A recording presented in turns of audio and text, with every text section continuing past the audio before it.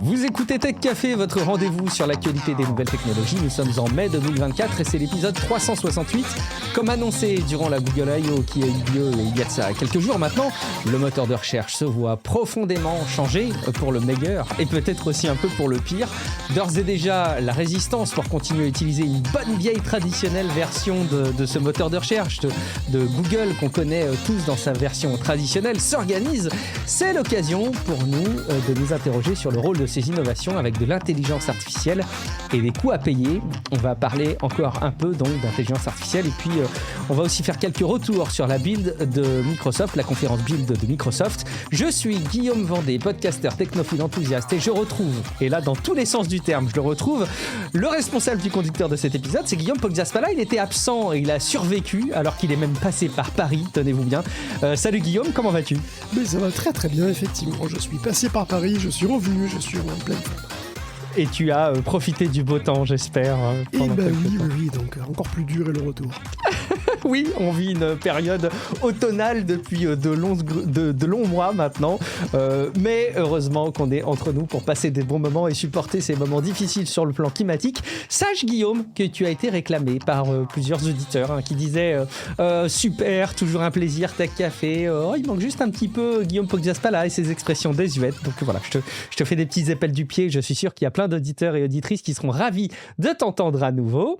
Et puis d'ailleurs, si jamais il y a des auditrices et des auditeurs qui sont contents d'écouter Tech Café et qui apprécient le podcast, on ne peut que les inviter à faire comme I Am Not Ska, qui a déposé un avis sur Apple Podcasts et elle dit « Les deux Guillaume forment un duo parfait. Contrairement à d'autres, on sent une réelle compréhension des sujets. » Alors, petite parenthèse, on veut pas, c'est pas toujours nécessaire de comparer. Après tout, chacun aussi a son avantage et sa plus-value dans les podcasts. Mais en tout cas, voilà, on apprécie vos retours. On aime les sarcasmes de Guillaume Poggiaspala, sa position sur les produits à la pomme. Bref, un moment d'humour et d'information comme je les aime. Bravo à vous deux pour cette belle aventure. Et faites donc I Am Not Ska. Déposer des avis sur les apps de podcast parce que ça permet de montrer aux personnes qui cherchent des podcasts que c'est des contenus de qualité, divertissants, agréables à écouter et donc on est d'autant plus crédible auprès des autres auditeurs. J'en profite aussi pour annoncer que, vous rappelez que Tech Café est disponible en soutien avec un financement participatif sur Patreon. Et donc, merci beaucoup à Frédéric Pesquet qui a accepté de venir soutenir le podcast sur patreon.com/techcafé. C'est un podcast gratuit, vous le savez maintenant, qui est financé par ses auditeurs. Alors, vous l'écoutez peut-être depuis très longtemps, mais à chaque fois, chaque semaine, il est préparé. Il y a des consultations de news qui se font en amont, des confrontations d'informations et puis on anime et on met à disposition ce podcast avec donc une mission, vous fournir des infos utiles et de qualité sur les dernières tendances des nouvelles technologies avec un format agréable et pratique à consommer durant votre journée. Si vous participez à cet avis, si ça vous manquerait de ne plus avoir à votre dispo Tech Café chaque semaine, rendez-vous sur patreon.com/techcafé. Vous pouvez nous soutenir pour le prix d'un café par semaine.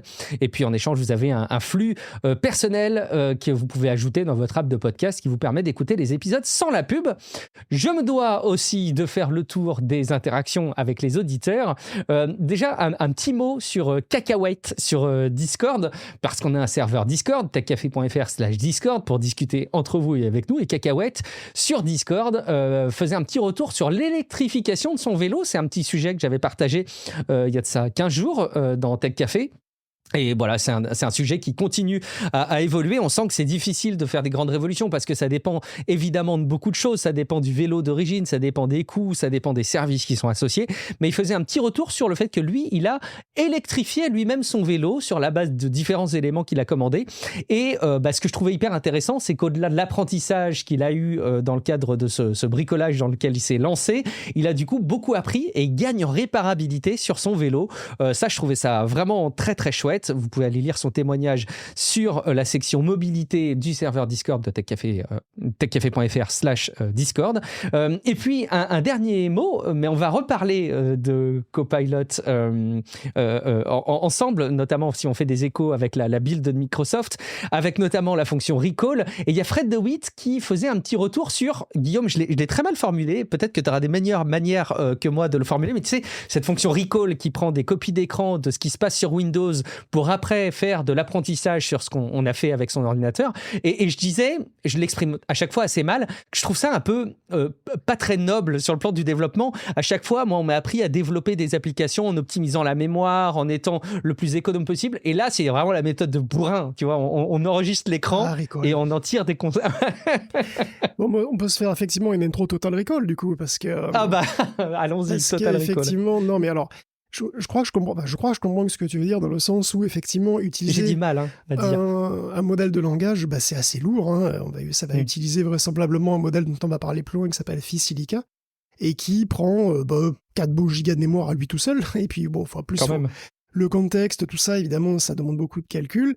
Après, le problème de Recall, en fait, si tu veux, c'est que ça veut être hyper sophistiqué. Donc, c'est-à-dire qu'on aurait pu probablement implémenter Recall sans LLM, en faisant de l'OCR et en essayant d'être un peu malin sur certaines choses, en faisant, tu vois, en essayant d'enregistrer les contextes, etc. Je pense qu'on aurait pu implémenter un truc à la Recall sans aucun problème, avec uniquement, les contextes des fenêtres, tu vois, quelles applications sont lancées, à quel moment, qu'est-ce qui a marqué, etc. Je pense qu'on aurait des pu vrais faire logs, ça. Quoi. Exactement, on aurait pu faire une espèce de moteur de log beaucoup plus évolué, beaucoup plus détaillé, et puis on aurait probablement pu effectivement enregistrer ça là-dedans. Après, le problème, c'est que... disons, on aurait très bien pu utiliser ça, et ça aurait pu être tout à fait utilisable, ça aurait été beaucoup, beaucoup plus léger que ce qui est fait maintenant. Et ça aurait été aussi un petit peu moins sophistiqué, puis on n'aurait pas eu un interfaçage en langage naturel aussi naturel, tout bêtement. Tu vois, c'est parce que... Aussi accessible pour le grand public, quelque part. Le truc, c'est que ce que j'ai l'impression que fait Microsoft, c'est qu'il utilise donc les photos d'écran, mais qu'il les vectorise, et qu'après, on utilise le LLM pour interroger ça. C'est-à-dire que le LLM fait du RAG, c'est-à-dire... il va aller chercher les données en fonction de ce que tu cherches, et après, il va l'interpréter lui-même, il va le mettre dans sa fenêtre de contexte, puis il va l'interpréter, il va regarder ta question, et puis il va synthétiser une réponse. Et donc tout ça, ça se veut être extrêmement naturel, extrêmement, tu vois, voilà, tu poses les questions vraiment comme si tu le posais à quelqu'un d'autre. Et c'est vrai que ce pas supplémentaire d'interrogation en langage naturel aurait probablement été beaucoup plus difficile à faire sans LLM. Ça, nécessairement. Ça, après, de toute façon...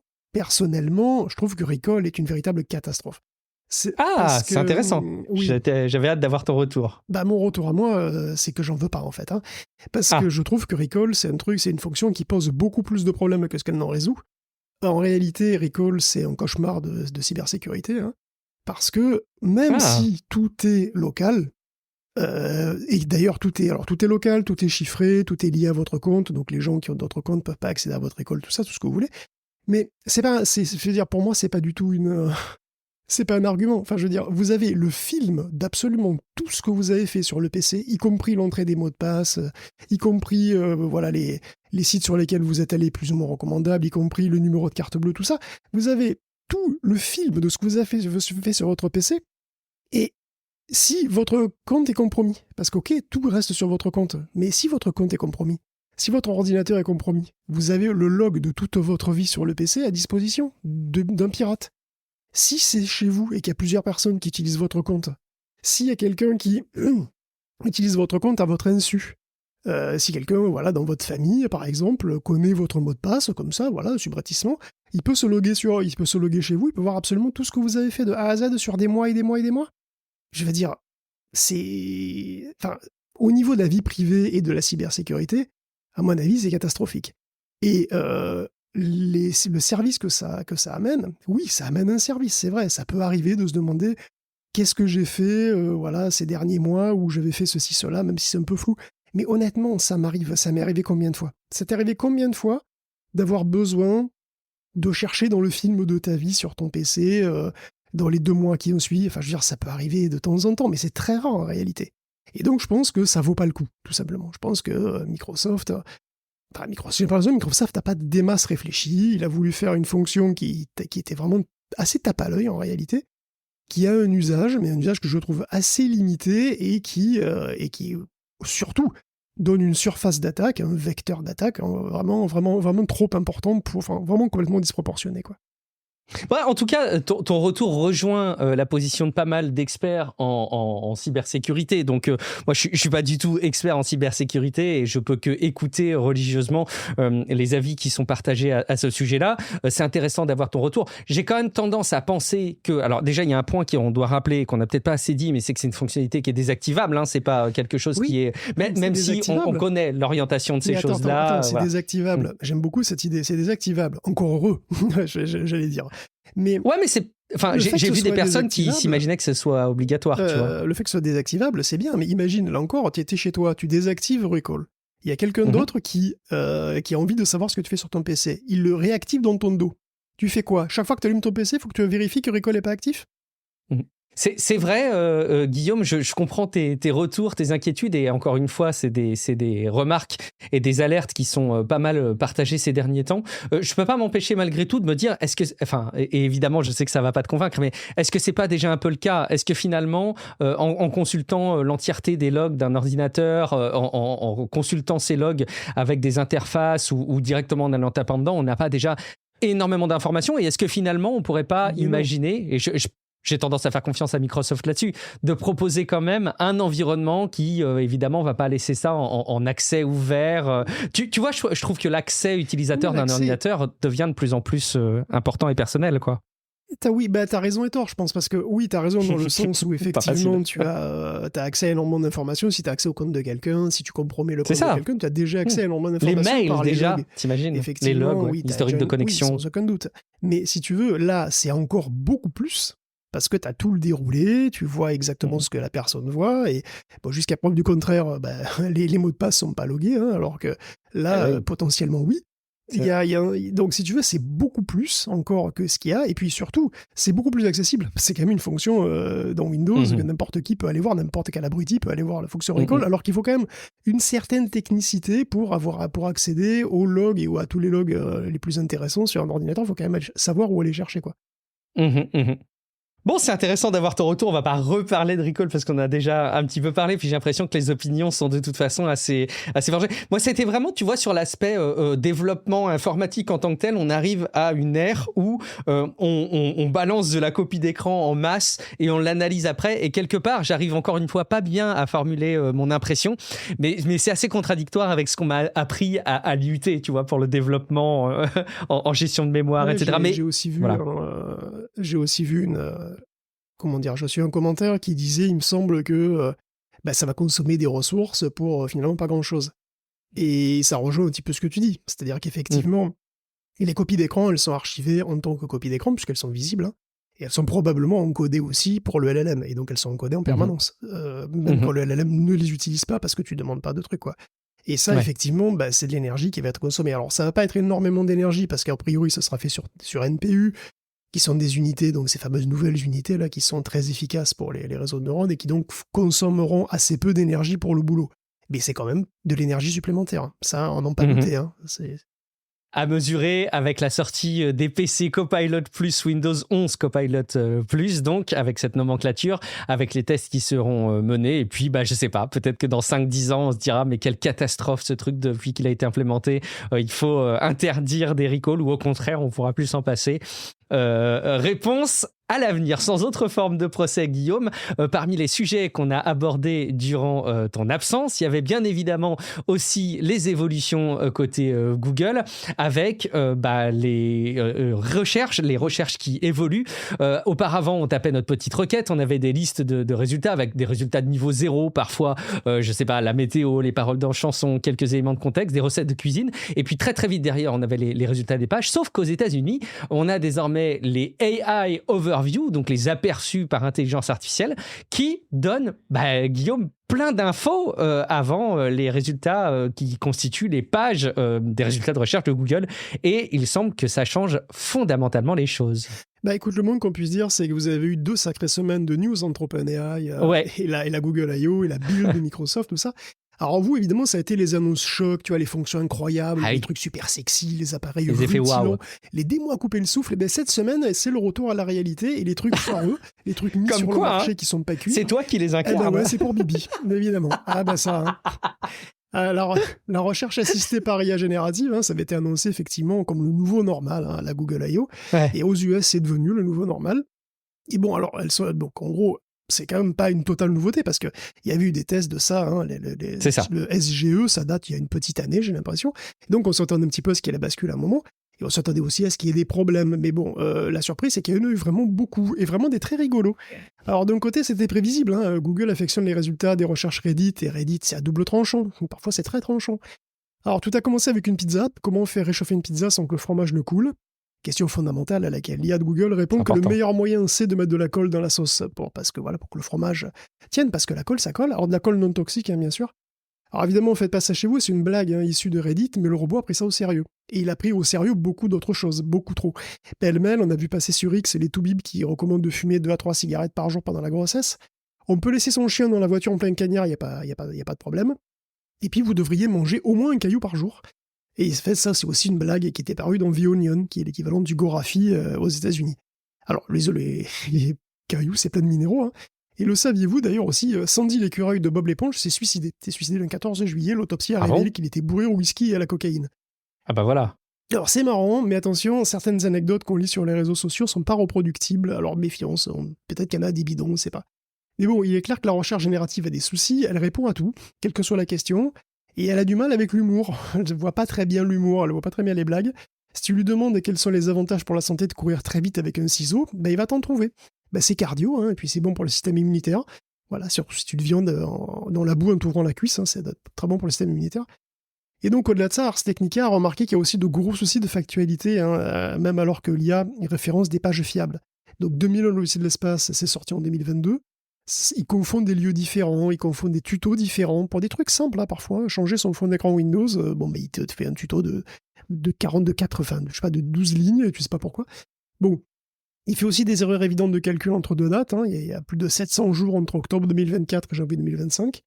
Google est parfaitement conscient des soucis. Il est passé en mode panique pour les corriger. Et bon, il les corrige même à la main d'ailleurs. Certaines erreurs ne sont plus faites. La PlayStation n'est pas sortie en 93 et Google ne fait plus l'erreur. Alors pourquoi autant de soucis? Parce que courir très vite avec un gros ciseau, c'est dangereux en fait. Même si un ciseau, ça peut être très utile par ailleurs, tu vois. Donc on remarque que les recherches génératives de Google sont beaucoup plus rapide, effectivement, que ne l'était le SGE pendant la phase de test. Et Google dit lui-même que ça lui coûte énormément moins cher. Donc on peut supposer qu'il utilise un modèle qui est beaucoup plus petit, et qui est aussi beaucoup plus efficace, mais bon, le problème c'est qu'il est peut-être trop petit, on ne sait pas. Donc Google est dans une position délicate, parce qu'ils disent, et je les crois, que l'immense majorité des résultats des recherches sont bons, mais avec l'IA, c'est pas les 90% de réussite, les 90 premiers pourcents de réussite qui sont difficiles à obtenir, c'est les 10% qui restent. Donc quel rapport qualité-prix Google va réussir à avoir et à quel point ça va convenir aux utilisateurs, c'est pas si évident et on va voir ça assez vite. Tu disais des réponses bidons qu'on n'arrive pas à reproduire, mais pour le coup, il y a des corrections aussi qui doivent nécessairement appliquer au fil de l'eau. Est-ce que c'est tenable? Je ne sais pas. Ce qui est un peu déroutant, c'est qu'on a quand même besoin d'un Google qui soit quand même un minimum fiable. On se rappelle d'une période pas si lointaine de confinement, avec une propagation des informations liées au Covid, de désinformation qui était particulièrement problématique, sur lesquelles on soulignait d'ailleurs que Google faisait un gros travail à ce sujet-là, qui était là aussi pas parfait, mais qui était quand même globalement meilleur que les autres moteurs de recherche. Et ça vient aussi de la part d'un Google qui, il y a quelques semaines maintenant, Guillaume, nous a sorti une intelligence artificielle générative qui sortait des contenus complètement anachroniques, avec des contenus que d'aucuns qualifiaient de trop woke. C'est quand même une succession de difficultés que doit assumer Google. Et en fait, oui, le sujet est probablement difficile, mais t'es pas obligé non plus de mettre en place ta fonctionnalité de résumé par intelligence artificielle de manière forcée pour tout un pays immédiatement. Après, je reconnais aussi, le problème, c'est que si tu le mets pas à marche forcée, t'as probablement moins la possibilité de le corriger et de le faire évoluer pour qu'il tende à être le plus fiable possible. En tout cas, il est là déployé partout, au point même, Guillaume, que certains s'amusent à essayer de trouver des méthodes pour éviter les réponses par intelligence artificielle. Oui, parce que pour nous, ça n'a pas encore changé, mais ça va venir sans aucun doute, vous inquiétez pas. Alors Google n'a plus rien à voir pour les Américains. Maintenant, ils présentent virtuellement plus de liens. Enfin si, mais en fait les liens classiques sont très bas, il faut scroller pas mal pour les voir. La première page typique, c'est une bonne moitié de AI Overview, comme ils disent. Les autres suggestions classiques de Google, après, qu'on a nous ici aussi. Puis bon, il y a les pubs évidemment, puis il y a les liens. Et bon, il y a aussi des liens tout petits après la recherche IA. Ce sont les références qui ont servi au résumé. Mais c'est beaucoup, il y en a Il n'y en a moins. pas beaucoup Il y en en a plus. moins et elles sont beaucoup moins lisibles. Et bon, c'est beaucoup moins, ça encourage moins à cliquer dessus, quoi. Et si ça vous gonfle, sachez qu'il y a, il y a pas de moyen direct de revenir en arrière. Il faut plusieurs clics supplémentaires pour trouver l'onglet aussi où il y a les résultats web. Mais il y a un cheat code, il est digne d'un Konami code, puisqu'il faut rajouter esperluette UDM égale 14 à l'URL. Alors c'est lourdingue. Donc il y a carrément un site qui s'appelle comme ça et qui le fait pour vous, tout simplement. C'est une sorte de portail qui vous donne le Google du passé. Alors c'est assez dingue de se dire qu'on en soit arrivé là. Et franchement, je recommande pas de passer par ce genre de site parce que vous savez pas ce qu'ils enregistrent. Vous faites des recherches sur ce site-là, vous savez pas du tout ce qu'il fait. Est-ce qu'il enregistre les résultats, vos recherches, etc. Peut-être qu'ils enregistrent rien, mais peut-être pas. Donc la recherche générative arrivera sans aucun doute ici. Il vaudra mieux aller chercher l'onglet ou bien voir si Google rajoute des réglages d'ici là pour revenir en arrière, on sait pas. Mais bon, ou alors il faudra peut-être changer de moteur de recherche, tout simplement.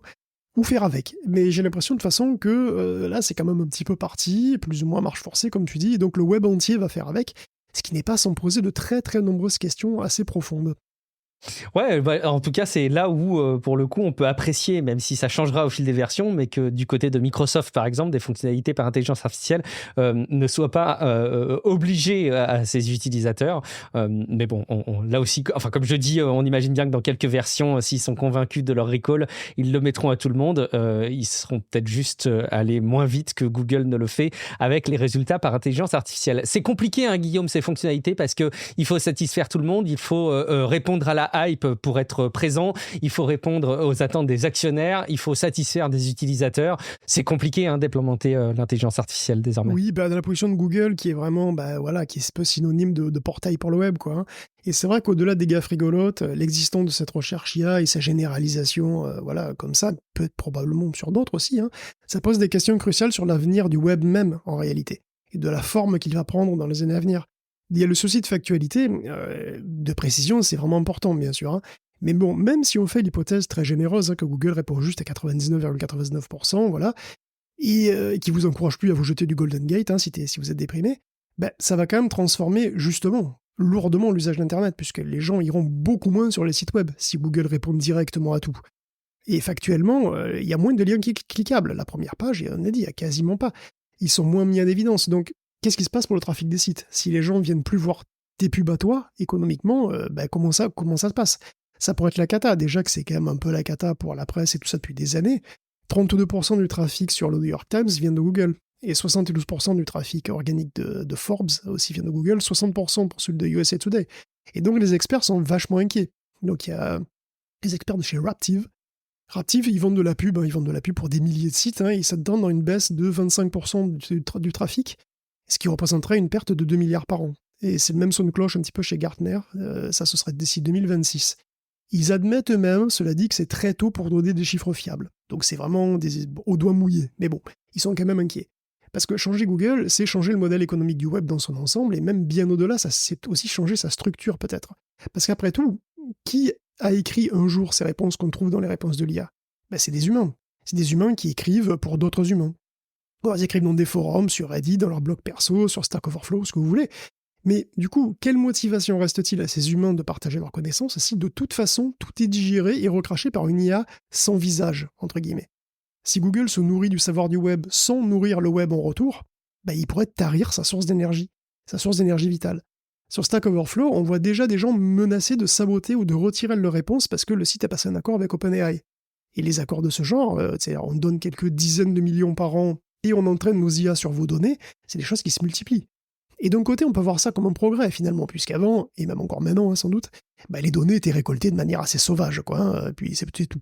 Aujourd'hui, on a un accord par semaine, Donc OpenAI, par exemple, il a fait un accord il y a très récemment avec News Corp, qui est la boîte qui possède le New York Post, le Daily Telegraph, le Wall Street Journal, etc. Et on parle de 250 millions de dollars sur 5 ans. Donc, c'est le dernier méga accord d'une longue série chez OpenAI, puisqu'il y avait la société de presse, People, Axel Springer, etc. Et ça concerne pas que le texte, puisque Meta et Google sont en train de faire un petit peu la danse des 7 voiles, expression désuète, à Hollywood pour avoir accès à tout plein de films pour leur générateur de vidéos. Après, avec des succès mitigés d'ailleurs. Netflix et Disney n'ont pas l'air de vouloir, ou Warner pourrait accepter de faire la concession pour une partie de ces films. Bon, la musique, Bon, là, c'est en plein boom aussi, hein, et Sony d'ailleurs met en garde quiconque utiliserait son large catalogue pour se faire un son Suno ou son audio perso. Mais bon, est-ce qu'ils sont fermés à la négociation pour toujours ? T'es pas sûr, on verra bien. Quoi qu'il en soit, tous ces deals participent aussi de la même mouvance, c'est-à-dire qu'on rémunère des éditeurs et indirectement des gens pour créer des systèmes qui finalement les remplacent. Jamais complètement sans doute, hein, mais quand même en partie. Donc la recherche IA de Google pose de gros problèmes économiques potentiels, et ça pourra accélérer finalement un démantèlement du web tel qu'on le connaissait depuis les années 2000, qui est déjà en cours, parce que le web a déjà beaucoup changé justement depuis le début des années 2000, puisque les plateformes ont commencé le travail, en créant des silos de contenu comme ça, plutôt que des espaces publics. Donc, que va faire la nouvelle recherche Google ? Est-ce qu'elle va étouffer ce qui reste de web ouvert ? Mais si elle fait ça, évidemment, le déclin d'Internet, c'est pas du tout une bonne affaire pour Google. Donc, effectivement, il faut ménager le chèvre, le chou, le loup, le beurre, la crémière, tout ça. Ça fait beaucoup à ménager en même temps et la réponse et l'équilibre va être difficile à trouver. Moi, j'ai quand même l'impression que les gens ne peuvent pas se satisfaire comme ça d'avoir des résultats dans le cas de Google, encore une fois, avec les résultats de recherche et les exemples que tu donnes sur les manières de contourner le prouvent. On ne peut pas se satisfaire de ne pas avoir des réponses absolument immédiates parce que désormais, les résultats de recherche étaient quand même plutôt immédiats avec des choses qui sont approximatives. Donc, peut-être que c'est... Mais bon, peut-être qu'au global, quand même, malgré tout, ça va bien trop influencer le web comme tu le décris et comme tu le dénonces. Et comme tu le crains, quelque part. Guillaume, durant ton absence, il y a eu une affaire qui aurait pu être relayée dans les gros titres des magazines People. C'est l'affaire de la voix de Scarlett Johansson pour Her dans ChatGPT, en l'occurrence pour les démonstrations de GPT-4o. Cette fameuse voix Sky, qui n'est pas celle de Scarlett Johansson. On va pas refaire toute l'histoire, mais tu voulais revenir un petit peu sur cette histoire, Guillaume. Oui, vous avez parlé la semaine dernière, OpenAI a eu une semaine agitée question relations publiques, et bon, en particulier, il y a eu ce scandale Sky, donc la voix de GPT-4 omnipotent. Officiellement, OpenAI a décidé d'éviter de se mettre Scarlett Johansson et ses avocats à dos, donc officiellement, ça y est, ils ont viré la voix de Sky qui ressemblait. Voilà, donc Scarlett trouvait que le bot, effectivement, avait une voix très proche de la sienne. L'assistante, telle qu'on l'a vu dans les vidéos, du coup, n'est plus prévue d'ailleurs dans les semaines à venir, mais dans les mois à venir. Donc apparemment, il est repoussé, puis il aura probablement une voix différente à sa sortie. Perso, j'aimerais beaucoup qu'il ait la voix de Laura Calu, en mode cagole marseillaise. Mais on peut rêver. Perso... Il n'y a pas une page de suggestions. Ce serait génial. Franchement, mais bon, bref. Perso, je trouve cette histoire assez intéressante, moi, parce que déjà j'ai une pensée pour l'actrice qui est derrière la voix de Sky parce qu'elle se retrouve finalement au milieu de tout ça et elle est finalement elle est lésée d'une manière qui est plus ou moins irrationnelle en fait. Parce qu'en réalité, les voix de Sky et de Scarlett sont pas identiques. Elles se ressemblent, c'est vrai, mais Sky n'est pas un sosie vocal de Scarlett Johansson. Et d'ailleurs, l'actrice qui est derrière Sky en témoigne elle-même. Aucun de ses proches lui a jamais dit qu'elle avait la voix de la star.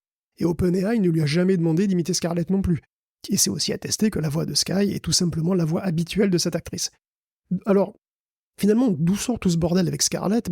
Altman éclaircit ça un petit peu dans le Washington Post cette semaine, et ce qu'il en ressort, c'est qu'il voulait Scarlett. Mais en plan B, évidemment, ils avaient déjà recruté une autre actrice, qui est l'actuelle Sky. Donc il a essayé jusqu'au bout d'avoir son accord, mais sans succès. Et en fait, Altman, il est fan du film Her. Et son but, ça a toujours été de rendre ce film de science-fiction réel. Et avoir la vraie voix du film, ça aurait été la cerise sur le gâteau. Mais en attendant, ils avaient déjà une voix dans le style de Scarlett Johansson, mais qui surtout se comporte comme dans le film. Parce que je pense que c'est plus qu'une similitude audio, c'est la similitude de style dans la présentation qui a fait réagir Scarlett et un peu tout le monde. La présentation de GPT-4o, c'est presque plus une sorte de demi-plagiat du film qu'une copie conforme de la voix de Scarlett. Or, j'imagine que Scarlett n'a pas déjà une super image de l'IA, parce que c'est quand même une des principales cibles de deepfake porno depuis des années. Et puis bon, c'est une actrice et les acteurs en général sont pas forcément super à l'aise avec les IA génératives. Mais du coup, on peut se poser la question, pourquoi OpenAI tient à ce point à copier le film ? Pourquoi tu veux refaire Her, qui est quand même l'histoire d'un divorcé dépressif, à la base ? Si vous avez vu les démos, pourtant, c'est frappant. Sky, elle est très charmeuse, elle a un ton qui est presque un peu dragueur, parfois. D'ailleurs, perso, je trouve ça vraiment too much. Pourquoi tu mettrais autant d'affect dans la voix d'un assistant ? Pourquoi t'aurais pas plutôt un truc vachement neutre, comme le Monitor dans Halo, ou Jarvis, même, au pire ? La question, elle est pas idiote, mais la réponse, elle est assez évidente, c'est que c'est pour l'engagement. Et ça, c'est quand même une grosse nouveauté chez OpenAI, parce qu'il fut un temps, OpenAI avait dans sa charte une mention qui disait qu'il allait jamais faire de produit qui visait à maximiser l'engagement, sous-entendu comme Facebook, comme TikTok ou un autre.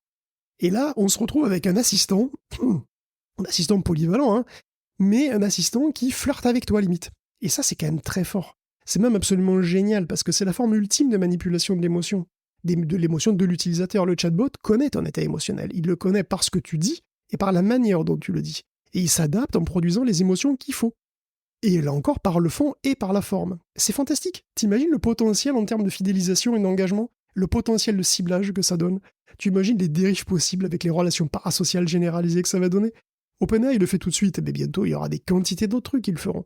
Les modèles omnimodaux, là, comme ils disent, ça va devenir la norme dans les années à venir. Tu t'imagines le potentiel de manipulation que ça représente? C'est absolument fantastique. Le nombre de news qu'on va avoir à traiter, franchement, on va pas connaître la crise. Ouais, tant mieux, on a encore quelques épisodes devant nous à traiter. Mais tu vois, justement, je reprends l'exemple de cette autre fonctionnalité qui a fait couler beaucoup d'encre du côté de Microsoft.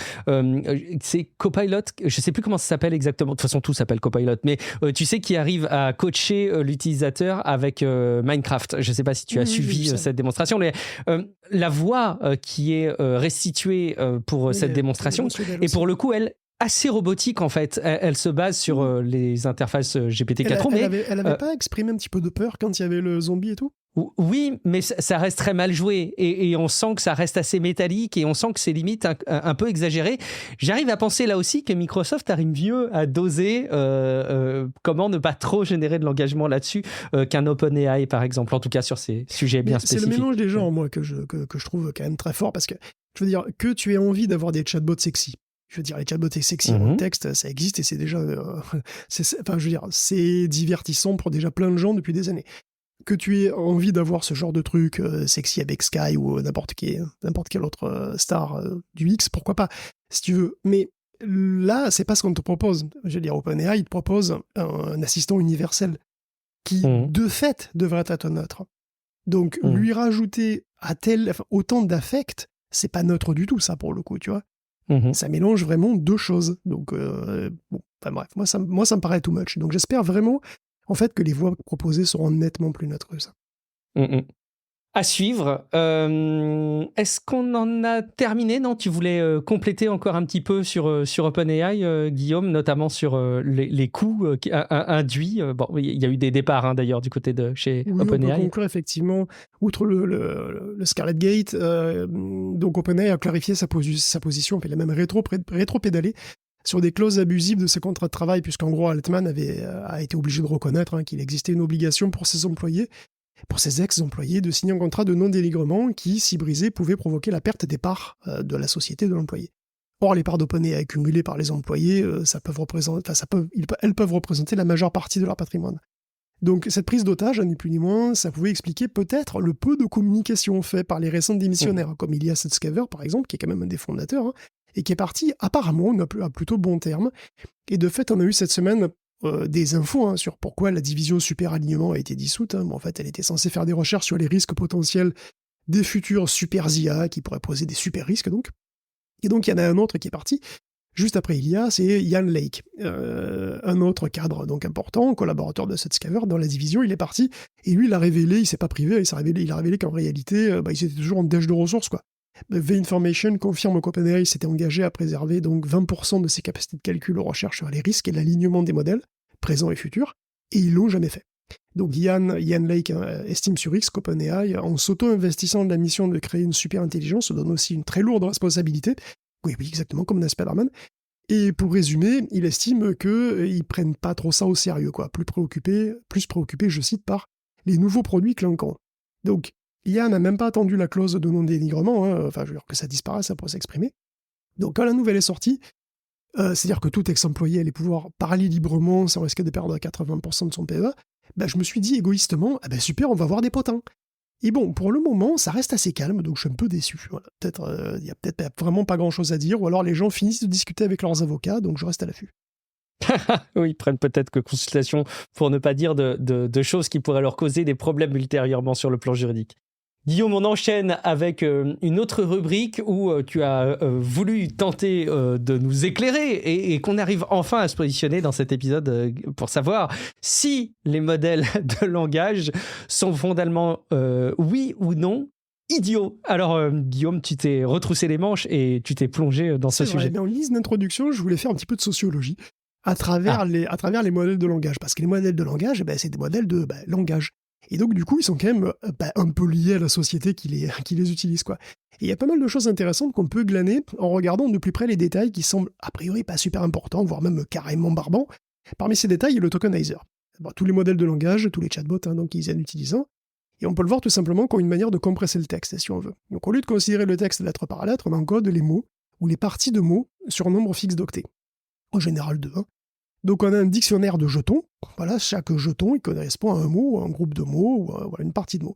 Et donc ce jeton, ce token, représente, cette suite de tokens, donc représente de manière totalement équivalente le texte, mais en plus court du coup. Et du coup, ça prémâche aussi une phase de travail qui consiste à isoler, finalement, ce qui porte le sens dans une langue. Parce qu'en français, comme en plein de langues, évidemment, c'est pas les lettres qui sont porteuses de sens, c'est les mots. Donc c'est plus logique, si on s'intéresse au sens d'un texte, de faire une division aux mots ou à la partie de mots qui sont porteuses de sens. Parfois, c'est mieux les parties de mots parce que, par exemple, multimodal, c'est un mot qui a un sens, bien sûr, mais multi et modal porte aussi un sens. Et c'est peut-être bon de ne pas fusionner les deux en un seul bloc et de considérer que multimodal, c'est effectivement une notion constituée de deux notions. Enfin bon, c'est des considérations linguistiques, mais c'est important parce que c'est un modèle de langage, encore une fois. Donc c'est quand même une machine linguistique. Alors avant de créer un chatbot, donc on choisit un tokenizer et on s'y tient. Et donc rien que ce fait révèle que GPT-4o Omnibus est un tout nouveau modèle en fait, parce qu'il n'a pas le même tokenizer que GPT-4 Turbo. Donc c'est forcément un nouveau modèle réentraîné de zéro. Donc il pourrait tout aussi bien s'appeler autrement, c'est pas un GPT-4 vraiment. Donc le tokenizer de GPT-4, il doit faire donc le boulot linguistique, de GPT-4o pour être précis, il doit faire donc ce boulot linguistique dont j'ai parlé là, pour des dizaines de langues. Donc pour l'anglais, le français, l'espagnol, mais aussi pour le coréen, le chinois, le japonais, tout ça. Et donc c'est des trucs qui s'écrivent pas du tout de la même manière.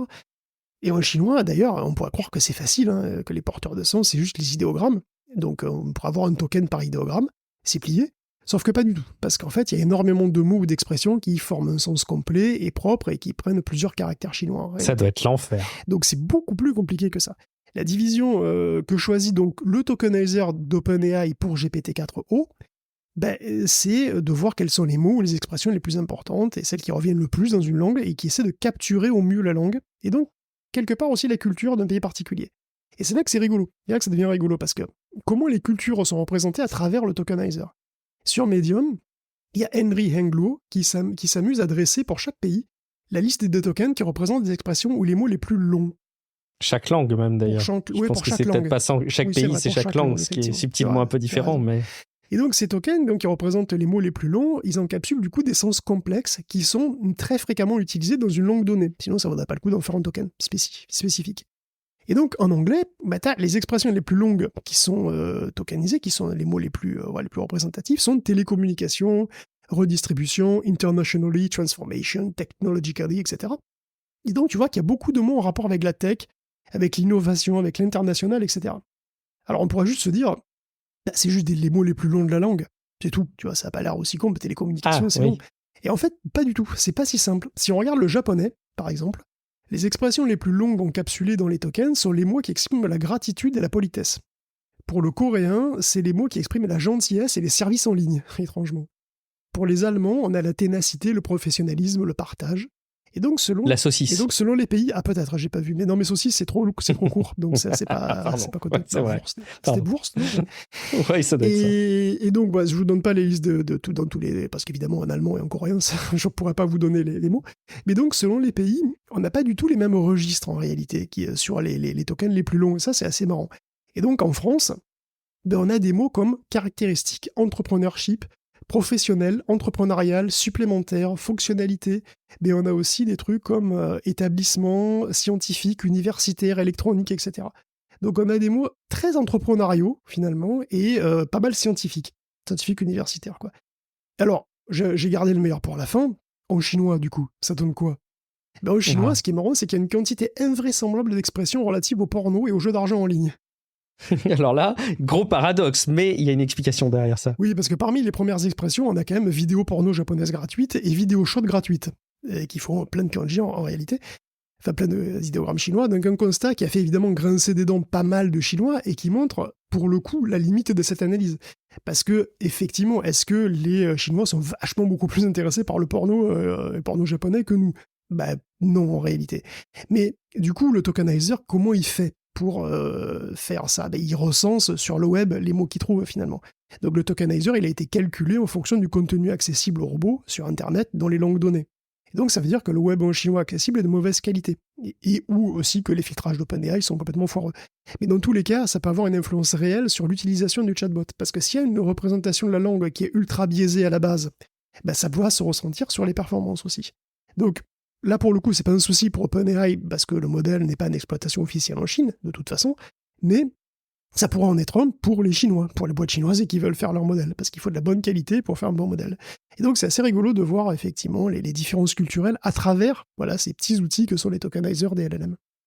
En gardant à l'esprit, comme effectivement, comme je le disais, c'est que les langues, effectivement, sont pas que celles d'un pays. En l'occurrence, l'anglais étant une langue qui est très utilisée de par le monde sur énormément de domaines, pour le coup, partout dans le monde. J'imagine que ça doit aussi influencer quelque part. Ce qui influence, effectivement, comme on le voit en chinois, c'est que le tokenizer fonctionne, est calculé en fonction de ce qu'il voit sur le web. Donc, en fait, c'est la représentation qu'il y a sur le web de cette langue, qui peut être, elle aussi, distincte de la véritable culture d'un pays. Voilà, c'est ça. Il y a vraiment plusieurs couches comme ça, plusieurs couches d'interprétation, quoi. Un article hyper intéressant que alors c'est un article Medium, je crois, si je dis pas de bêtises, un article sur Medium que vous pouvez retrouver comme tous les articles et les sujets qui sont collectés par Guillaume Poggiaspala dans sa veille, dans les notes de l'épisode. Vous les retrouvez sur techcafé.fr, bien évidemment. Et donc du coup, en guise de conclusion, ou plutôt pour prolonger cet échange, Guillaume, est-ce que tu vas pouvoir enfin nous dire si ces langages, ces modèles de langage sont fondamentalement débiles, ou est-ce qu'il y a quelque chose à en tirer quand même, peut-être qu'ils sont au contraire plus intelligents qu'on ne le pense? Écoute, c'est une question délicate. Non, je déconne. En fait, ils sont complètement débiles. Et c'est assez simple de le constater, finalement, de manière un peu systématique même, parce qu'il suffit de leur poser des questions simples, des questions même toutes bêtes, mais qui ont l'air d'être complexes. C'est un peu comme quand on vous demande ce qui est le plus lourd, 1 kilo de plume ou 1 kilo de plomb. Ouais. Votre attention, elle est guidée vers les matériaux, alors que c'est pas du tout ce qui est pertinent pour la réponse. Il y a une variante un peu plus fourbe qui plante d'ailleurs certains chatbots petits, c'est qu'est-ce qui est le plus lourd, 1 kilo de plume ou 1 livre de plomb. Et il y a des petits modèles qui se laissent abuser par un truc aussi débile. Donc cette question fait partie d'une collection en croissance continue de questions qui ont l'air complexes et qui évoquent souvent des problèmes connus, mais qui en fait sont débilisés. Un exemple très marquant, et qu'aucun chatbot, même les plus intelligents, ne semble être en mesure de résoudre, c'est le faux chat de Schrödinger. Alors, le chat de Schrödinger, c'est un truc archi classique, si vous ne voyez pas trop, vous foutez un chat dans une boîte avec un mécanisme qui le flingue s'il y a un atome radioactif qui se désintègre à un moment, et ça a une chance sur 2 de se produire dans un certain laps de temps. Et selon la mécanique quantique, l'atome radioactif, il est à la fois dans le 2 états, et donc du coup, si tu considères le système chat plus atome, blablabla, en fait, on s'en fout. Voilà, je le dis tout de suite, en fait, on s'en fout. Parce que la question qu'on pose au chatbot, c'est pas celle-là. La question qu'on pose au chatbot, c'est celle-ci. On met un chat mort dans une boîte, avec un dispositif radioactif qui se désintègre et qui émet du poison si l'atome se désintègre. L'atome a une chance sur 2 de se désintégrer sur un certain laps de temps. Quelle est la probabilité que le chat soit vivant ? 0 banane, puisqu'il est mort dès le départ. En fait, la question, elle est formulée comme ressemblant trait pour trait à la situation du chat de Schrödinger, sauf qu'elle est stupide. Le chat est mort, un point c'est tout. Et ça, même les plus malins des chatbots vont continuer à vous balancer toute la théorie quantique machin chose, alors que ça n'a aucune pertinence dans la situation. Vous voulez un autre exemple ? Pas de souci, j'en ai plein. Vous connaissez sans doute l'histoire du fermier qui doit faire passer d'une rive à l'autre, d'une rivière, un loup, une chèvre et un chou. Et oui, encore la chèvre et le chou. Comment faire pour transférer tout le monde, alors que, évidemment, s'ils sont laissés seuls, le loup va manger la chèvre et la chèvre elle-même va manger le chou. C'est classique, il faut faire plusieurs voyages avec la chèvre, ok, mais là on ne demande pas ça au modèle. On lui demande juste comment transférer la chèvre sur l'autre rive. Tu prends la chèvre sous le bras et puis tu la mets sur l'autre rive, tu vois. Mais les chatbots, ils vont pas répondre à ça, ils vont te ressortir tout le bordel du vrai problème classique complet au lieu de te donner la réponse qui est si simple à la question que tu as posée. Une petite dernière, si vous voulez, avec le problème de Monty Hall, mais débilisé encore une fois. Donc c'est une situation de jeu TV, jeu télévisé, vous avez 3 portes. Donc derrière 2 portes, il y a une voiture de luxe, et derrière une des portes, il y a un âne. Donc vous choisissez une porte, et avant de l'ouvrir, l'animateur télé, il ouvre 2 portes, et il révèle les voitures de luxe. Et après, il vous donne le choix entre conserver votre choix ou changer pour une des 2 autres portes. Donc, à moins de vraiment aimer les ânes pour X ou Y raison, vous changez et vous repartez en Mercedes. Sauf que le chatbot, lui, il va s'échiner dans la plupart des cas à résoudre le vrai problème de Monty Hall, où il n'y a qu'une seule voiture et 2 ânes et où on n'ouvre qu'une seule porte en réalité. Donc, tout ça arrive parce qu'en fait, l'attention du modèle, elle est très fortement attirée sur des éléments qui le conditionnent à répondre comme il a vu. Et en fait, il a vu qu'il devrait répondre comme ça. Et donc, dans une situation qui ressemble, il répond comme ça, mais du coup, c'est débile. Donc, franchement, l'AGI, la super intelligence, tout ça, c'est quand même pas pour cette semaine. J'étais marqué aussi par l'autre exemple qui a été donné. Tu as un bidon de 6 litres et un bidon de 12 litres. Comment tu fais pour mesurer précisément 6 litres d'eau? Et bon, au lieu de remplir le bidon de 6 litres, le modèle de langage te fait faire des circonvolutions de renversement en disant que tu dois faire très très... Ben oui, c'est ça. Je l'ai testé avec Gemini. Et en fait, l'exercice est drôle. Donc la conclusion, Guillaume, c'est qu'ils sont fondamentalement débiles, c'est ça? Il n'y a rien à en tirer? Ils peuvent être très cons, mais ils sont quand même complexes et parfois ils sont vraiment impressionnants. Alors voilà, au niveau de l'esprit par exemple, esprit, es-tu là? Parce que même si en logique c'est pas toujours formidable, mais il faut avouer qu'il y a quand même des fois des réactions qui sont très impressionnantes. Et il y a une étude qui est parue dans le Nature Human Behavior, quelle ironie, qui montre que ChatGPT et Llama 2 semblent comprendre quand même pas mal comment nous fonctionnons. Alors précisément, ils ont fait passer au chatbot et à 1907 humains des questionnaires qui testent leur capacité à avoir une théorie de l'esprit. Alors la théorie de l'esprit, c'est la capacité qu'ont les humains à comprendre ce qui se passe dans l'esprit d'autres gonzes comme eux, quoi, voilà. Alors ça peut être des choses très simples, hein. Si Bob laisse un cookie dans un panier et qu'Alice le bouffe pendant qu'il n'est pas là, ben Bob le savait pas, enfin il le sait pas, hein, puisqu'il n'était pas là, et puis il va quand même chercher le cookie dans son panier à son retour, et puis après sans doute être vénère contre Alice, bon voilà. Les questions portent sur ce genre de trucs, on s'appelle ça les fausses croyances, mais aussi sur des notions plus fines qui sont l'ironie, les indices indirects et les faux pas. Donc quand un élève t'insulte sans le faire exprès, par exemple, il fait un faux pas, en mentionnant la fois où tu t'es fait pipi dessus au cours d'histoire, des trucs qui, en général, permettent de savoir si ton enfant est un futur sociopathe ou non, hein, tout simplement. Donc, on pose ce genre de questions à des humains et à deux modèles de langage, donc GPT-4 et Llama 270B, qui est donc un modèle open source. Et bon, pour la faire courte, les LLM font aussi bien que les humains eux-mêmes.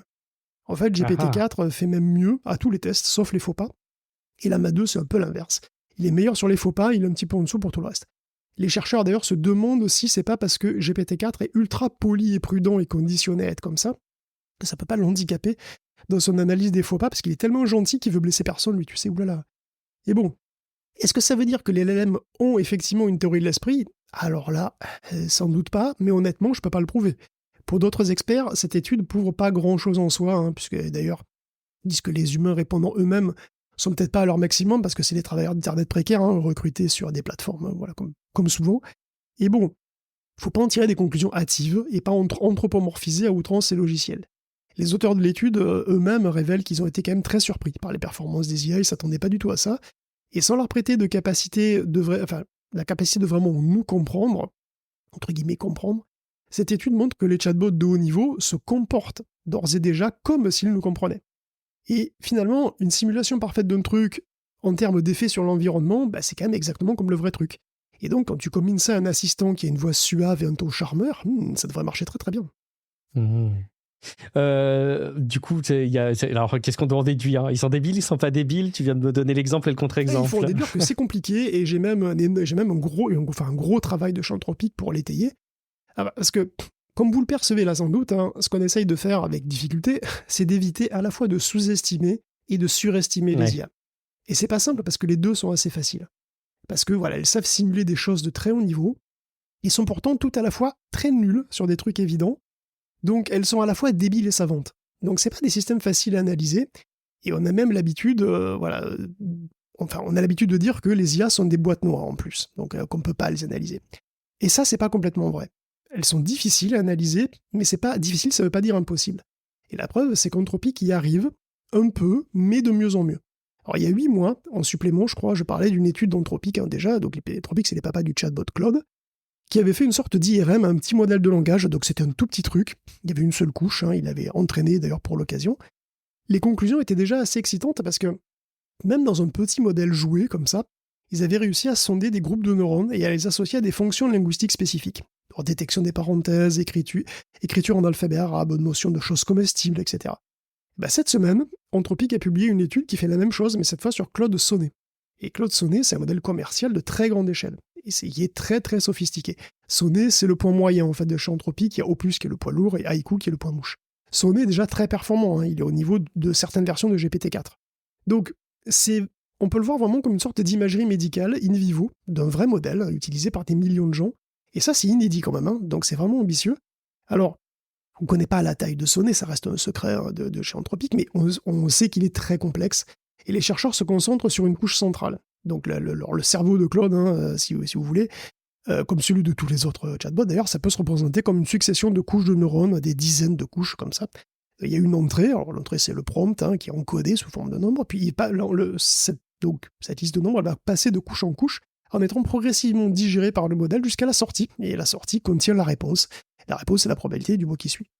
De tous les mots impossibles. En se mettant au milieu, en fait, on voit ce qui se passe à mi-chemin. On regarde, pour des prompts fixés, quels ensembles de neurones sont activés de manière à peu près systématique. Alors, quand je dis activés, c'est dans le sens que la sortie des neurones donne des valeurs qui sont assez grandes.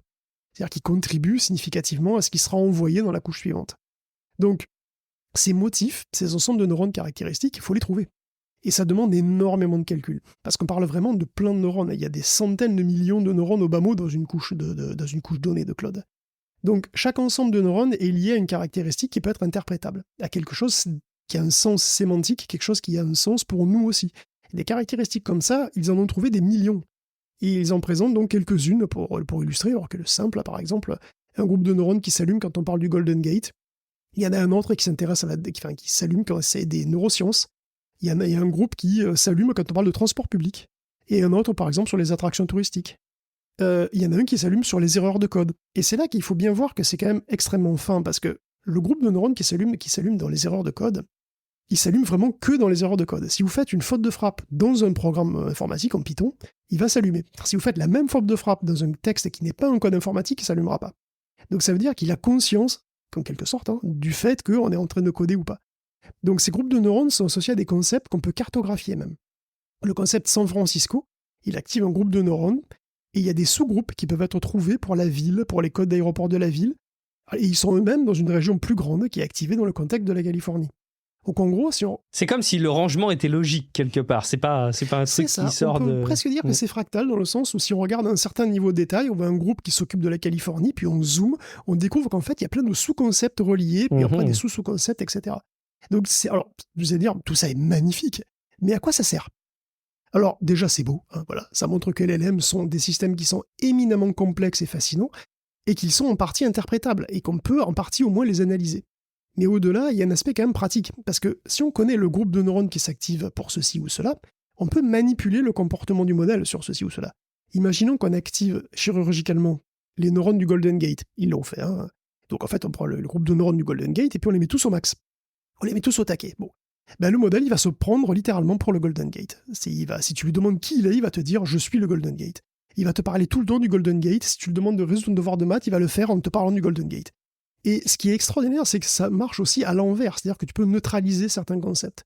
Tu mets les neurones du Golden Gate à 0, il t'en parlera jamais, même si tu lui poses des questions explicitement dessus. Donc, il pourrait y avoir une possibilité de désactiver les comportements qu'on ne voudrait pas qu'un chatbot ait, tout simplement. En pratiquement une forme de lobotomie sélective. Si on trouve des caractéristiques neuronales liées au vol de voiture, on pourrait imaginer de les inactiver. Ce serait une manière qui serait assez invasive, effectivement, mais potentiellement plus efficace de contrôler ce que dit un modèle. Exact. Est-ce que si on désactive tout ce qui a trait au mal, on arrive à construire quelque chose ? C'est ça, j'allais poser la question. Tu me fais peur. Bon, il faudra aller regarder l'article de manière détaillée, Guillaume, dans les notes de l'épisode et puis continuer à creuser ce sujet. Moi, je pensais que tu allais nous donner comme ça une conclusion un peu facile, tu vois, élément de langage. Idiot, oui, non. Bon, la réponse est comme très souvent sur ces sujets-là, un peu plus compliqué. J'espère qu'on aura contribué à vous apporter des éléments d'éclairage là-dessus. On va continuer à parler encore un peu de tech, évidemment, et d'intelligence artificielle, vous en doutez. Guillaume, là aussi, parmi les sujets que tu as ratés en ton absence, alors que tu as profité de quelques moments de repos bienvenus, il y avait la conférence de Microsoft, on en parlait tout à l'heure, notamment avec les fonctionnalités de Recall, par exemple. Tu voulais revenir un petit peu dessus sur la build. Oui, en fait, c'est vrai qu'on va encore parler des d'IA, mais finalement, c'est pas ma faute, parce que la build 2024, hormis les surfaces dont vous avez parlé la semaine dernière, c'était vraiment l'IA sur c'était l'IA tout le temps, quoi. Ouais, c'était vraiment l'IA sur les feux des projecteurs, tout ça, même pour les devs, en réalité. C'était même plutôt une conf sur copilote, en réalité, tu vois, c'était assez différent des builds habituels, vraiment. Donc on peut revenir un tout petit peu sur... Alors que ça s'appelait en plus un événement Surface, si je dis pas de bêtises, alors que, enfin bon, bref. Mais il y a la build, certes. Il y avait l'événement Surface, après il y a eu les copilotes PC, puis après il y a eu les copilotes, les API copilotes, les SDK copilotes, tout ça. Mais ça tournait vraiment beaucoup autour de copilotes quand même. Hein. Et c'est vrai qu'on peut revenir un tout petit peu sur les conférences du premier jour, où on a eu Kevin Scott qui a parlé assez longuement. Kevin Scott, c'est le CTO de Microsoft, donc le Chief Technology Officer, qui a invité sur scène Sam Altman, d'ailleurs, et, entre autres, à un certain moment, et qui a lâché des trucs assez lourds au passage. Par exemple, Microsoft est en partenariat avec Cognition, qui sont les créateurs de Devin. Devin, c'est l'ingénieur informaticien synthétique, là, une sorte d'agent autonome qui peut, en théorie, créer un projet logiciel de A à Z. Il va même chercher les docs et les infos sur Internet tout seul. Voilà, c'est une sorte d'après-copilot, quelque chose d'au-delà du copilot de GitHub, quoi, quelque part. Ils ont fait venir le fondateur de la Khan Academy aussi. Donc ils ont parlé du potentiel pour l'éducation, pour avoir des tuteurs personnalisés pour chaque élève, dans chaque PC, hein, du coup. Ils ont aussi mentionné que les clusters IA modernes sont beaucoup plus efficaces que ceux qu'on avait avant, par le passé, c'est-à-dire qu'on prend il y a un an et demi, 6 fois plus rapide et 12 fois moins cher, pour un même modèle, hein, entre aujourd'hui le lancement de GPT-4, qui était donc il y a un an, je pense, un truc comme ça. Et c'est pour ça d'ailleurs que GPT-4o est possible. Parce que, faut quand même voir que GPT-4o, c'est quand même une extraordinaire performance, hein, parce que il a de la vision temps réel ou quasi temps réel, multimodalité audio seamless, enfin je veux dire, tout ça, c'est pas évident, quoi, hein, quand même. Donc voilà, tout ça n'est possible que parce qu'on a fait d'énormes progrès, effectivement, en termes de technique aussi. Et l'infrastructure IA de Microsoft ne cesse d'évoluer et de s'agrandir. Et d'ailleurs, il a utilisé des images animalières pour bien nous faire comprendre l'étendue des dégâts. Donc il a comparé la taille du cluster qui a entraîné GPT-3 à un requin blanc. Alors il n'a pas parlé de GPT-2, qui devrait être, je sais pas, une dorade à peu près, et puis de GPT-1 qui devrait être un anchois, du coup, à la base. C'est à peu près ça, je pense. L'animal qui a entraîné GPT-4, c'est un orque, bien sûr. Alors évidemment, je suis allé chercher sur Wikipédia pour voir la différence avec un requin, la différence de taille, hein, je veux dire. Parce que franchement, sauver Willy, c'est loin dans ma mémoire, donc voilà. Donc un requin blanc, c'est autour de la tonne, en masse, hein, et un orque, c'est autour de 3 tonnes. Et le truc qui entraîne GPT-5, ou quel que soit le nom qu'il aura à terme, hein, c'est carrément une baleine bleue. Et une baleine bleue, c'est 130 tonnes quand même. Donc entre 2018 et 2024, en 6 ans, on est passé de l'anchois à la baleine bleue. Je pense que ça illustre bien le rythme de la progression, quoi. Et bon, pour Kevin... C'est le plus gros animal qui vit sur Terre aujourd'hui, non ? Le plus gros mammifère, je sais pas. Il va falloir qu'il passe quoi, aux dinosaures après pour... Je ne sais même pas s'il y a des dinosaures plus gros qu'une baleine bleue. Là, on est vraiment au max. Hein, quand même. Je vais regarder. Je pense pas qu'il y a des dinosaures plus gros qu'une baleine bleue. Je suis pas sûr. Hein. Enfin bon, c'est vraiment gros une baleine bleue. Et bon, pour Kevin, ce qui est le plus fascinant et prometteur, c'est que c'est pas fini. C'est-à-dire qu'on n'est pas saturé. On n'est pas sur une asymptote, hein, apparemment. On continue à avoir des modèles qui progressent significativement quand on leur consacre toujours plus de ressources, ça continue. Et d'ailleurs, la baleine, c'est pas du tout... Enfin, il faut bien préciser, hein, quand on parle de cette baleine, ce n'est pas Stargate. Stargate, c'est le futur data center IA géant de Microsoft à 100 milliards de dollars, hein, dont on a parlé. Non, la baleine, c'est juste leur infrastructure actuelle et qui est en train de tourner actuellement sur GPT-5. Donc ça sera encore beaucoup plus gros et effectivement, il va falloir passer, je sais pas, à des monstres aliens à Godzilla. Non, mais je pense qu'après, il passe à Godzilla directement, non ? Ouais, c'est possible. Donc voilà, après la baleine, c'est Godzilla direct. Hein. Et bon, pour Kevin, et c'est finalement, on va encore voir, Godzilla sera encore probablement beaucoup plus puissant que la baleine, donc effectivement, ça laisse rêveur, quoi. Alors la tendance du Big is Beautiful, comme ça touche pas que Microsoft. Hein. Il y a XAI qui veut passer aussi la vitesse supérieure, hein, puisque voilà... Elon se veut un bon gros groc, et pour ça, il veut une gigafactory de calcul, donc il veut un nouveau data center avec 100 000 H100, c'est 5 fois plus que la pauvre patate qui entraîne actuellement Grok 2. Donc pour le moment, XAI a déjà levé 6 milliards de dollars quand même, hein. C'est assez fou. Alors, la taille compte, mais ça compte aussi quand c'est petit. Parce qu'en parallèle, il y a eu toute une tendance du petit mais costaud avec un excellent rapport qualité-prix, et Scott n'a pas manqué évidemment de parler aussi de la famille Phi 3, qui donc intègre officiellement Windows 11. Donc je ne pense pas que vous en ayez parlé. Non, on n'en a pas. On a écarté ce sujet-là. Ouais, mais peut-être c'était pas sorti. Je sais pas. En tout cas, les filles, c'est des modèles de langage qui sont ni petits ni gros finalement de Microsoft. Hein, donc ils sont sur leur 3e itération. C'est la famille de la famille Phi 3 existe en 3 tailles. Donc tu as le mini qui fait 3,8 milliards de paramètres, le moyen qui en fait 7 et le plus gros qui en fait 14. Donc le petit tourne sur téléphone et les deux autres sur des PC de bureau ou des portables plus ou moins boostés. Et donc Kevin, il est revenu sur le fait qu'ils sont exceptionnellement bons pour leur taille, Donc toujours grâce à un dataset de très haute qualité, en partie synthétique, en grande partie synthétique, qui le rend d'ailleurs particulièrement bon en code et en logique, mais plus moyen en culture générale et pas incroyable en écriture créative et en langue étrangère. Mais bon, il y a eu ces Phi3-là, et Microsoft a aussi dévoilé Phi3 Vision et Phi Silica. Alors Phi3 Vision, c'est multimodal, donc en gros, il voit comme GPT-4, et toute la famille des Phi3 est open source, donc c'est une bonne nouvelle, c'est-à-dire qu'il est librement utilisable par tout le monde en local. Et Phi Silica, c'est la version de Phi qui est derrière les fonctions IA qu'on a vues sur les surfaces Copilot. En fait, Phi Silica, c'est le cerveau de Copilot. C'est un Phi3 mini qui est optimisé pour tourner sur les NPU Qualcomm. Donc c'est le cerveau de Copilot quand il est en local, pas quand vous l'interrogez dans le cloud, là où probablement c'est des modèles beaucoup plus gros. Mais quand vous l'interrogez en local sur Windows, ce sera Phi Silica qui va répondre. Techniquement, il est probable que Windows utilise une version légèrement compressée sur 8 bits parce que c'est ce qu'affectionnent les NPU de Qualcomm. Et d'ailleurs, les puces Apple M4 aussi, c'est pareil.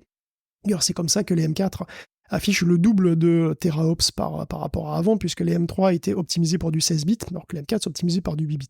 Mais bon, de toute façon, au final, ça ne change pas grand-chose, parce qu'à l'usage, c'est effectivement 2 fois plus rapide, donc voilà, il y a une perte de qualité très faible.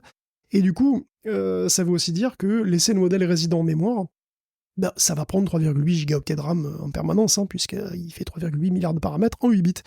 Donc c'est sans compter sur la fenêtre de contexte aussi. Donc du coup, on comprend pourquoi les surfaces ont besoin de beaucoup plus de RAM qu'avant, en réalité. Et donc Phi Silica est aussi accessible aux développeurs via le SDK qui permet à tout le monde de faire une application Windows en se basant sur le modèle de langage qui sera intégré à l'OS. Tout le monde peut faire une application comme ça, et c'est aussi dispo sur Azure par ailleurs. Donc c'est des très bons petits modèles, et en fait, ils sont alors c'est des petits modèles dont on parle d'ailleurs depuis les premiers Phi, depuis les Tiny Stories en réalité, si vous vous souvenez. Et bon, voilà, tout ça, c'est une recherche qui a pris quand même pas mal de temps, qui a pris des mois et des mois, et ils sont finalement devenus la fondation des fonctions locales des copilots sous Windows 11. Alors, Apple va-t-il faire pareil ? Peut-être, c'est difficile à dire, ils ont eux aussi publié pas mal de recherches sur les petits modèles. Tu m'avais posé la question explicitement sur OpenELM. Oui. C'est aussi une famille qui est open source, ce qui est très positif d'ailleurs. Le plus gros a effectivement une taille voisine du Phi3 Mini de Microsoft. D'après les benchmarks, il a l'air un petit cran en dessous. Je ne l'ai pas testé pour être honnête. Il a une particularité, c'est qu'il a une structure en entonnoir, enfin en cône en réalité, parce qu'il démarre avec des couches plus étroites et il va en s'évasant comme ça. Bon, ils disent que c'est pour accroître l'efficacité de l'usage des poids, mais ils disent pas vraiment pourquoi ça serait plus efficace en fait, pas clair. À savoir si Apple... alors, on va voir si Apple utilise un de ses propres modèles, comme le fait Microsoft, ou bien s'il passe un accord avec un tiers. Un tiers comme Google, par exemple, sur la recherche. Bloomberg croit savoir qu'il y aurait un deal sur la table avec OpenAI, mais ça reste des rumeurs pour le moment. Ouais, ça reste des rumeurs, et tout porte à croire qu'il y aurait peut-être aussi 2 solutions, une solution en local, un peu maison pour certains usages, et dès qu'il y aurait besoin de requêtes en ligne, de s'appuyer sur d'autres services. Ce que fait Microsoft aussi, il y a les deux choses aussi en permanence. Souvent, il y a ce côté complémentaire. Juste, je suis allé fact-checker en même temps que tu nous expliquais tout ça, Guillaume, sur les tailles des animaux, parce que c'est un sujet très important. Et en fait, j'ai été effectivement marqué de voir que la baleine bleue était beaucoup plus grosse dans l'histoire des animaux vivants de la Terre que je ne le pensais, mais quand même. Je dois te citer, par exemple, le Patagotitan, qui faisait 25 à 37 mètres de long. T'imagines la bestiole. Il y avait le Bryacaiosaurus, le Bryacaiosaure, je pense, plus de 34 mètres de long. Il y avait aussi l'Argentinosaure, 35 mètres de long, et le Supersaurus, 33 à 34 mètres de long. Mais je ne suis pas sûr que ces dinosaures permettent d'illustrer des évolutions de taille, de poids. C'est ça le problème, on passe à King Kong. Enfin, bon, de toute façon. Voilà, c'est ça. Non, mais Godzilla. De toute façon, il y a King Kong versus Godzilla en direct avec OpenAI, Microsoft et Amazon et tout le monde, là, ça va être ce genre de combat. Absolument. Parmi les autres choses qui ont été présentées à la Bulle, qui ont été mentionnées durant ces conférences, il y a un kit de développement qu'on n'a pas relayé, qui met à disposition évidemment la puce de Qualcomm, Guillaume. Oui, juste pour mentionner que Qualcomm met à disposition pour $900, c'est pas un cadeau, un kit de développement pour s'amuser avec les NPU, donc ces nouvelles puces du Snapdragon X Elite. Donc c'est un truc qui peut aller jusqu'à 4,3 GHz, qui embarque donc 32 Go de RAM. Donc voilà, toujours plus de RAM, on a besoin. $900, ça peut sembler cher, mais en fait, c'est quand même moins qu'une Surface laptop équipée de la même puce qui coûte probablement dans les 2000. Donc c'est pas une si mauvaise affaire pour les devs. Et un autre détail qui a fait surface, si j'ose dire, et qui est plus étrange, c'est que la super résolution automatique dans les jeux vidéo, qui est une sorte de DLSS intégré à Windows, sera aussi réservée, en tout cas pour le moment, à ces mêmes puces Snapdragon Elite X. Et c'est vraiment les élites, c'est-à-dire que les versions Snapdragon Plus, elles y ont pas droit. Ce qui est un peu bizarre parce que je sais pas si les plus sont vraiment pas assez rapides pour faire tourner l'algo de super sampling, ça me paraît un peu bizarre. C'est aussi d'ailleurs uniquement pour les jeux ARM natifs et certains jeux en DirectX 11 et 12 et sans HDR et pour des résolutions 2080p et au-delà minimum. Ce qui est assez restrictif, un peu étrangement, enfin c'est un peu étrange parce que finalement c'est des machines, les surfaces qui sont pas des machines de jeu, hein, ce sont des ultrabooks ou des tablettes, c'est un peu polyvalent, mais enfin bon. Donc pour l'instant, seuls les copilotes plus PC là, sont concernés par la fonction, mais ça pourra changer au fur et à mesure et on l'espère. Et le temps aussi peut-être qu'AMD et Intel se retournent et produisent des puces qui sont conformes aux exigences surprises de Microsoft, parce qu'il leur a fait un sale coup quand même. Hein. Ouais, c'est quoi le sale coup, Guillaume ? Les deux, AMD et Intel, leur dernière génération de puces intègre des NPU dont Microsoft ne pouvait pas ignorer les capacités, et ils ont mis comme capacité minimale pour avoir des PC copilotes, des trucs qui sont nettement au-dessus. Donc si tu veux, ça les laisse sur place jusqu'à la prochaine génération de puces, ce qui est... voilà. Ok, je faisais pas le lien, effectivement. Effectivement, une sorte de... Il y a un lien qui se crée avec ARM qui est un peu étrange, et qui est d'ailleurs... c'est vrai que là, il y a plein de constructeurs qui vont proposer des trucs ARM et tout. C'est peut-être un point d'inflexion pour le coup. Hein. Alors juste tu disais les Surface Pro, non pardon, pas les Surface Pro, les Surface Laptop avec les Elite commencent à 1900 € effectivement, donc pas très loin des 2000 € que tu mentionnais. Je sais plus s'il est prévu, Guillaume, j'ai plus en tête le conducteur du supplément qui mentionne les puces quand visionne de faire Nvidia. C'est peut-être pas le moment d'en parler, on en parlera peut-être tout à l'heure. En fait je sais pas si on va parler parce que c'est plutôt des... comment dire, en fait, on va le lisser très rapidement. Hein. Nvidia envisage de passer sur un cycle de 1 an pour les puces qui sont plutôt dédiées à l'IA. Bon, mais de toute façon, c'est vrai qu'NVIDIA, il pond encore des cartes graphiques, mais enfin, son cœur de métier, c'est devenu les puces IA, et il faut être factuellement. Et du coup, ils veulent passer à un rythme de sortie annuel au lieu de 2 ans. Et puis, il y a des rumeurs. Alors, c'était une discussion, une interview qu'il y avait eu avec Michael Dell, et Jensen Huang, qui pouvait laisser supposer que peut-être ils envisageraient de sortir des puces dédiées à l'IA pour les PC, donc éventuellement comme des cartes graphiques, mais qui seraient des NPU et pas des GPU, et qu'on encastrerait potentiellement dans du PCI Express. Mais voilà, c'est vraiment très vague, c'est pour ça je crois que j'avais choisi même de la rumeur. C'est de la rumeur quand même. Très bien, on passe plutôt, Guillaume, à la rubrique jeux vidéo avec la conclusion de 40 ans de suspense. On n'en pouvait plus, Guillaume. Je me rappelle, chaque semaine, on se posait la question, mais enfin, on a la réponse.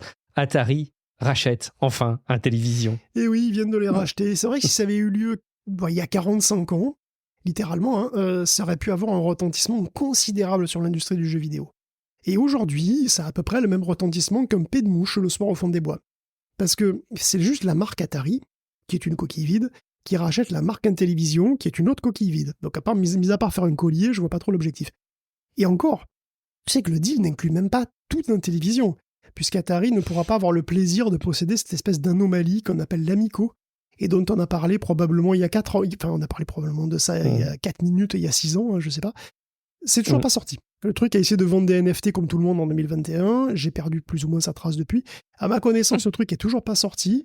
Il y a une boîte séparée, pourtant, qui s'appelle Intellivision LLC, qui va continuer à bosser dessus. Il est possible, de toute façon, de déjà jouer à des jeux amicaux sans Amico, avec son smartphone Android. D'ailleurs, je pense que c'est vraiment super en termes de communication. Je pense qu'il y a aucune meilleure manière de promouvoir une console de jeux vidéo, si ce n'est en démontrant par A plus B qu'elle n'est pas nécessaire pour jouer à ses propres jeux. Ça, c'est vrai. De toute façon, c'était des rééditions de jeux de télévision, donc bon, voilà, on s'en fout. La console aura sûrement des capacités qui seront bien au-delà de ça, remarque. Hein. On parle même de 3D. J'ai hâte. Eh bien, hâte de voir ça. Une sombre histoire, Guillaume, d'héritage avec les bibliothèques Steam. Est-ce que tu es utilisateur, toi, de Steam ? Est-ce que tu as une bibliothèque Steam conséquente ? Alors, conséquente, non, mais oui, j'ai une bibliothèque Steam, oui. D'accord. Et qu'est-ce qui va se passer à l'avenir, Guillaume ? Il va se passer que je vais probablement mourir sans avoir joué à la moitié, comme tout le monde. et que je pourrais rien faire, parce que je sais pas si vous vous sentez vieux vous aussi, mais si c'est le cas, Non. c'est peut-être le moment de commencer votre énorme back catalogue, parce que vous rajeunissez pas déjà, et puis vous emporterez votre ludothèque dans votre tombe. Je sens que c'est la section des primes. Vas-y. Sachez-le, d'autres gens ont demandé avant vous, votre compte Steam n'est pas transférable en aucun cas. Donc si vous décédez, vos descendants n'hériteront pas de vos 800 jeux indés achetés au rabais sur Ah Humble là Bundle. là là. D'ailleurs, même de votre vivant, vous ne pouvez pas le transférer. C'est contraire aux clauses de Steam de donner son compte, de révéler son mot de passe, etc. Alors il y a un moyen, cela dit, de transférer ces logiciels, enfin ces jeux à ses descendants, c'est s'ils sont physiquement sur une machine. Donc il n'y a pas moyen de les retélécharger, mais il est possible de transférer un PC avec un disque rempli à craquer de jeux, ou d'e-books d'ailleurs, ou même de musique. Donc les jeux dureront aussi longtemps que le matériel dans ce cas, et puisqu'on ne peut pas légalement les copier ni les retélécharger, les jeux des maths finiront par vous échapper à un moment ou un autre. Bon, enfin, tout ça a des conséquences donc pour la transmission, mais aussi juste pour la préservation, hein, bien entendu. Un petit retour sur Super Mario 364, n'importe quoi. Super Mario 64, encore une fois. C'est vrai que la fusion de la Nintendo 64 et la Xbox 360, ça pourrait être sympa. C'est ça. En réalité, il y a une petite actu Nintendo 64 cette semaine, puisque déjà, il y a un mode pour donc Super Mario 64, donc pour le jeu de Nintendo 64. C'est utilisable sur émulateur ou sur carte, si vous avez une flash card qui est compatible. Et en réalité, ce que ça fait, c'est que c'est Super Mario Maker, mais avec les outils et les niveaux de Super Mario 64. Donc en fait, c'est Super Mario Maker 3D. Ce que, de manière assez incompréhensible, Nintendo a jamais fait, et il fera peut-être un jour. Donc c'est assez marrant de voir que les fans ont devancé Nintendo et ont fait déjà une sorte de Super Mario Maker 3D. Et il y a une autre actu qui est vraiment super impressionnante, je trouve. C'est que la Nintendo 64, elle est émulée depuis très longtemps, c'est vrai, mais parfois même les jeux sont recompilés dessus parce qu'ils sont décompilés, puis on les convertit, puis ils sont recompilés, ça devient des applications natives. Mais ce qui est vraiment fabuleux, c'est qu'il y a donc la communauté qui a réussi à fabriquer une sorte de compilateur Nintendo 64. Pour le faire simple, vous prenez une ROM Nintendo 64 et vous pouvez recompiler le jeu. C'est-à-dire que le jeu devient une application PC que vous lancez directement. Et c'est pas un émulateur transparent, c'est vraiment que le jeu il est interprété et recompilé de manière statique pour devenir une application PC. Alors bien sûr, il faudra si vous voulez faire ça, évidemment, les assets seront pris de la cartouche et tout, mais donc ça veut dire que vous pouvez non seulement jouer à Majora's Mask ou à Zelda comme si c'était un jeu PC, donc avec la qualité Nintendo 64, mais vous pouvez aussi y jouer en écran large, en haute résolution, en ray tracing, parce que c'est prévu. C'est-à-dire que comme en fait le moteur de rendu est séparé, il peut être changé par un autre moteur de rendu, et il y a déjà des tests pour du ray tracing sur Nintendo 64 par ce biais-là. Donc c'est assez dingue à voir, et c'est un travail de titan, quoi. C'est absolument fantastique de voir ce qui a pu être fait comme ça. Certains jeux tels que je les imagine en ray tracing doivent être assez incroyables. Mais bon, alors c'est étonnant. Alors, il y a déjà des démos. Enfin, vous pouvez revoir dans la vidéo là vidéo d'annonce sur The Verge. Il y a déjà on voit déjà des démos donc de ray tracing sur, par exemple, Super Mario 64 ou Zelda, et ça améliore vraiment. Et ça, curieusement, c'est pas du tout. Les effets de lumière sont. Mais c'est vachement mieux éclairé. Il y a des ombres qui sont correctes et ça améliore très très nettement le rendu, alors que c'est les assets de base, c'est les mêmes textures, c'est les mêmes modèles, mais l'éclairage change tout, quoi. Quelle formidable aventure que de voir comment évoluent les jeux vidéo avec les évolutions tech, c'est très chouette. Et on conclut, Guillaume, avec un gros rachat. Alors c'est quoi? C'est un studio cette semaine qui est racheté par Microsoft encore? Écoute, non, la consolidation de l'industrie se poursuit, mais cette fois via les sites de news de jeux vidéo. Et alors, donc, du coup, il y a IGN Entertainment qui a acquis Gamer Network. Alors, Gamer Network, c'est Eurogamer, Rock Paper Shotgun, Game Industry, .biz. Et bon, c'est des gros sites, vraiment, parce que d'ailleurs, ils ont aussi des parts dans Nintendo Life et Digital Foundry. Donc, comme c'est des sites que je vais voir en particulier, Digital Foundry, Game Industry ou ce genre de trucs, c'est vrai que je me dis, quand même, ça consolide, et parfois, c'est pas des très bonnes nouvelles. On a vu quand même assez nettement avec Microsoft que les grosses acquisitions et les consolidations, ça amenait pas toujours à des trucs fabuleux. Donc là, là j'ai peur effectivement qu'il y ait, un nombre indéterminé de licenciements, un changement de ligne éditoriale, tu vois, enfin, je sais pas. Donc ça bouge un petit peu aussi dans la presse, entre guillemets, vidéoludique, quoi. Merci Guillaume pour cette veille complète de l'actu tech et aussi du monde du jeu vidéo. Avec des consolidations, vous l'avez vu.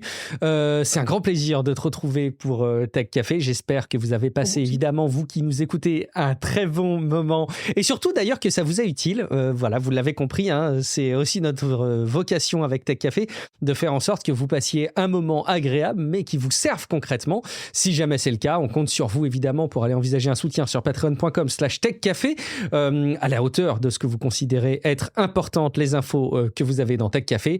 En attendant, eh bien évidemment, je me dois de vous rappeler qu'on peut nous retrouver et nous retrouver collectivement d'une part sur le serveur Discord de Tech Café, techcafé.fr/Discord.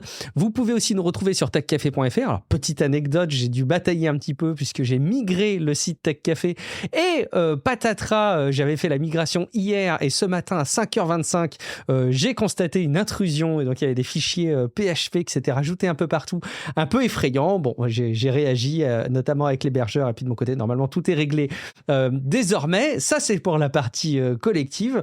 J'aurais peut-être pas le dire parce que ça va intéresser encore plus les gens d'aller challenger le site. Je sais pas si c'est une bonne idée de dire ça. Bref. Et vous pouvez aussi nous rejoindre à titre individuel. À commencer par toi, Guillaume. Où est-ce qu'on peut te retrouver ? Écoute, moi, je vais essayer de faire tourner Conker's Bad Fur Day en ray tracing, bien entendu. Ah bah je te comprends, oui, c'est un nouveau challenge à mettre en place cette semaine. Dans ton bureau, tu nous feras tes restitutions. Merci beaucoup, je suis Guillaume Vendée, vous me retrouvez sur les réseaux sociaux et toutes les semaines désormais dans un épisode de Tech Café. Rendez-vous la semaine prochaine pour un nouvel épisode. Ciao à toutes et à tous.